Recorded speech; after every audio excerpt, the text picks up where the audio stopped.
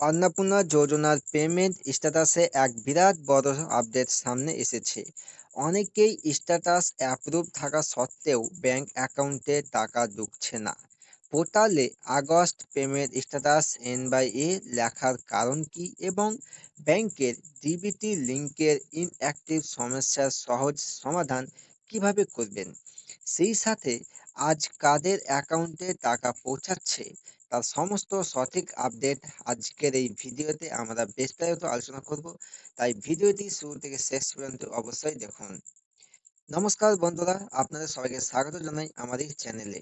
25শে আগস্টের পর থেকে অন্নপূর্ণা যোজনার পোর্টাল চেক করলে উপভোক্তাদের স্ট্যাটাসে নতুন একাধিক পরিবর্তন লক্ষ্য করা যাচ্ছে। আবেদন অ্যাপ্রুভ হওয়া সত্ত্বেও ব্যাংক অ্যাকাউন্টের স্ট্যাটাসের কিছু ভুলেই কিন্তু আটকে যাচ্ছে আপনার প্রাপ্য টাকা। আজকের ভিডিওতে এই সমস্যা থেকে মুক্তির সঠিক উপায় এবং ক্লেম প্রক্রিয়ার বর্তমান পরিস্থিতি নিয়ে আলোচনা করব।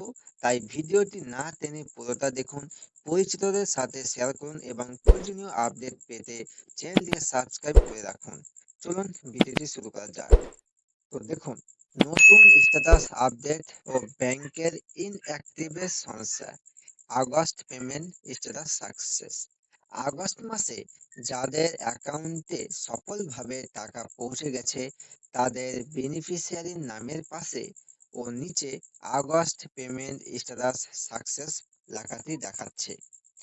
তো এবার দেখুন, যাদের আবেদন অ্যাপ্রুভ লেখা থাকা সত্ত্বেও নিচে এন/এ দেখাচ্ছে, বুঝতে হবে যে তাদের আগস্ট মাসের কিস্তির টাকা এখনো পর্যন্ত ব্যাংকে জমা হয়নি। তো দেখুন, ব্যাংকে ডিবিটি মানে ডাইরেক্ট বেনিফিট ট্রান্সফার লিংক করা থাকলেও অনেকের আধার পোর্টালে ব্যাংক সেভিং স্ট্যাটাস ইনঅ্যাক্টিভ দেখাচ্ছে। তাহলে আপনার করণীয় কি? তো দেখুন, ইনঅ্যাক্টিভ স্ট্যাটাস থাকলে সরকার টাকা পাঠালেও ব্যাংকে পৌঁছাবে না।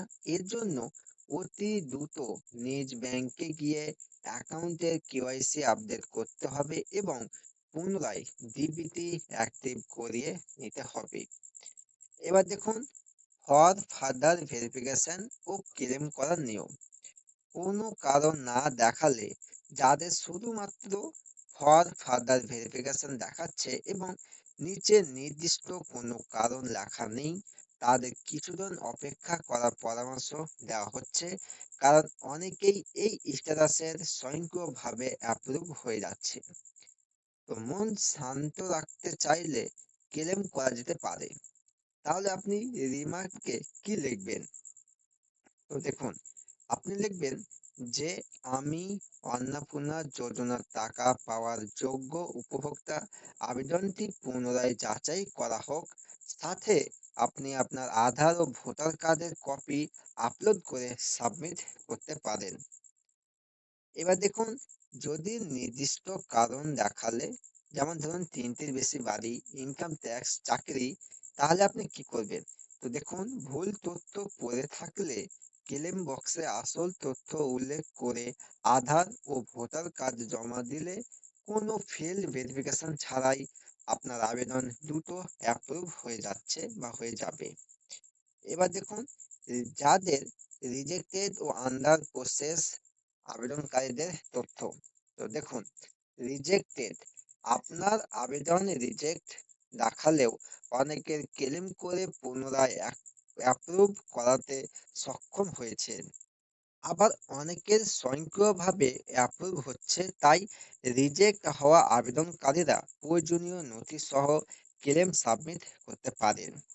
আর যাদের আবেদনে শুধুমাত্র আন্ডার প্রসেস রয়েছে তাদের কোনো ক্লেম করার দরকার নেই, প্রসেসিং শেষে অটোমেটিক অ্যাপ্রুভ হয়ে যাবে।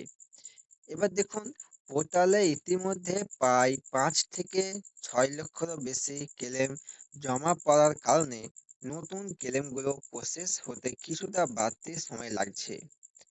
এবার দেখুন, আজকে টাকা পাওয়ার পেমেন্ট আপডেট। আগস্ট মাসের 20 তারিখ থেকে আজ পর্যন্ত 21, 22, 23, 24 ও পরবর্তী দিনগুলোতেও প্রতিনিয়ত দফায় দফায় টাকা ছাড়ার প্রক্রিয়া চালু রয়েছে। যাদের আবেদনের স্ট্যাটাস নতুন করে অ্যাপ্রুভ হিসেবে আপডেট হচ্ছে, ক্লেম অ্যাপ্রুভ হওয়ার 1 থেকে 2 দিনের মধ্যে তাদের ব্যাংক অ্যাকাউন্টে টাকা ট্রান্সফার করে দেওয়া হচ্ছে।